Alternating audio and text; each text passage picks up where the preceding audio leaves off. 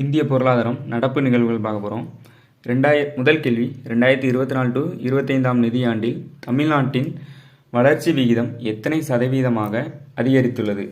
Option 8.59, 9.25, 9.69, 9.99. இதுக்கான சரியான answer என்ன அப்படின்னா 9.69.